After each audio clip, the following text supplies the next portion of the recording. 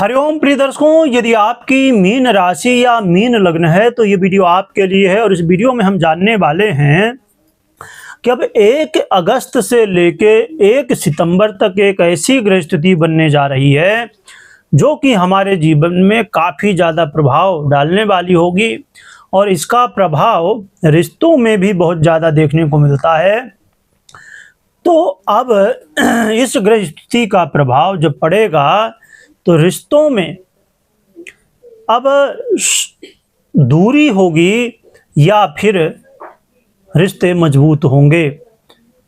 यहाँ पर क्या ग्रह स्थिति का प्रभाव होगा ये इस वीडियो में हम समझेंगे, जानेंगे।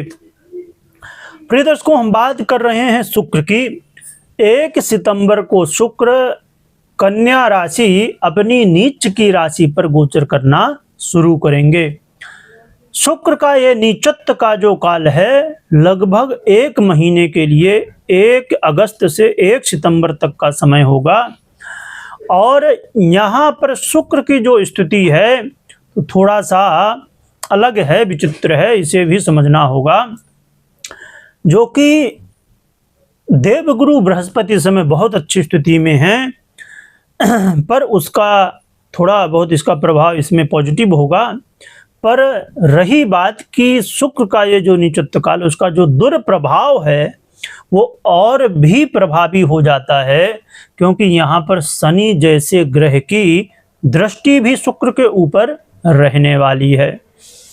इसीलिए ये नीचत्व का जो प्रभाव है शुक्र का काफ़ी हद तक बढ़ जाएगा। क्योंकि आप जानते ही होंगे कि शनि देव वो हैं जिनकी दृष्टि यदि किसी बड़े राजयोग पर भी पड़ जाए तब भी उस राजयोग को भंग करने की क्षमता रखता है ये। तो शनि की दृष्टि का जो प्रभाव है बड़े बड़े राजयोगों को नष्ट कर देता है।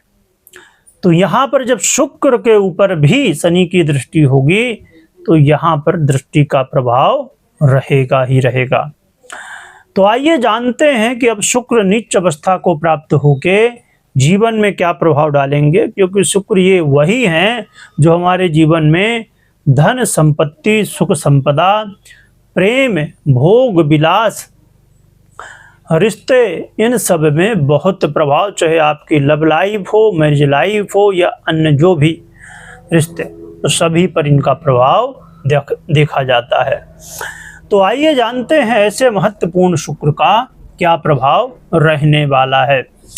प्रिय दर्शकों, शुक्र का ये जो गोचर काल है इस समय आपके मैरिज लाइफ में सबसे अधिक प्रभाव डालने वाला होगा। आपको अपने मैरिज लाइफ में बहुत ध्यान रखने की आवश्यकता है। लड़ाई झगड़े, वाद विवाद, कलह का माहौल, बल्कि यहाँ तक कि यदि आपकी पर्सनल कुंडली में ग्रह स्थितियाँ नहीं सपोर्ट कर रही, शुक्र की स्थिति यदि इसी तरह की पीड़ित अवस्था की है, शनि की भी दृष्टि, शनि राहु इत्यादि का संबंध है यहाँ मैरिज लाइफ में, या कहीं ना कहीं मैरिज लाइफ के लिए स्थितियाँ अनुकूल यदि पर्सनल कुंडली की भी नहीं है, तो ऐसे में कई बार अलगाव तक भी पैदा हो जाता है ऐसी ग्रह स्थिति पर।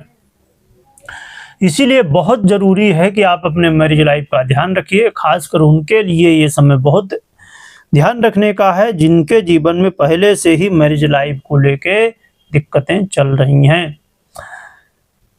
और यहाँ पर यदि आप व्यापारी हैं तो व्यापार में उतार चढ़ाव देखने को मिलेगा।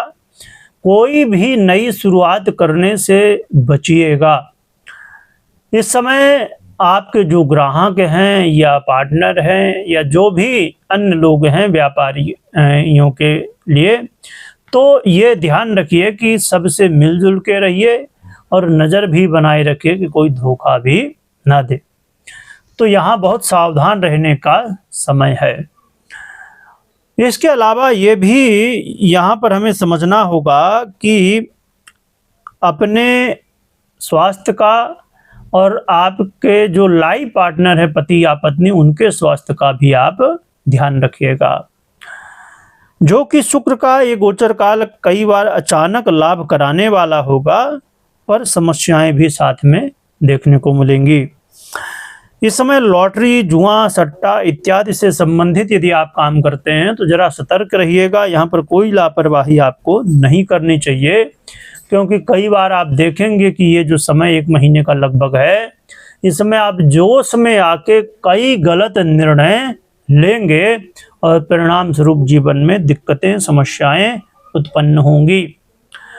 आपको अपने खुद का बहुत ध्यान रखना है, तनाव में नहीं आना है। कई बार मान अपमान की स्थितियां बन सकती हैं, आपको धैर्य रखना है। ये समय है, आता है और जाता है। आप जरा विचार करिए, यही शुक्र जब अब कन्या राशि पर हैं 1 अगस्त से 1 सितंबर तक, यही शुक्र 1 सितंबर से फिर आगे जब तुला राशि में गोचर करेंगे तो बड़े अच्छे परिणाम इनके हो सकते हैं। तो इसलिए बहुत जरूरी है कि ये गोचर है, आता है और फिर चला जाता है। हम घबराएं नहीं, हाँ सतर्क जरूर रहें, सावधान रहें, ध्यान रखें। और आपको खेल कूद के क्षेत्र से हैं, मीडिया, सोशल मीडिया से हैं, इंटरव्यू वगैरह देना है तो इस समय ध्यान रखिएगा, मेहनत करिएगा, तैयारी अपनी मजबूत रखिएगा। ये समय जो है तो बहुत ध्यान रखने का है और सबसे बड़ी बात अपने मन को स्थिर रखना है। कोई भी निर्णय जल्दबाजी में नहीं लेना। परंतु शुक्र के यहाँ पर कुछ अच्छी स्थितियाँ भी हैं।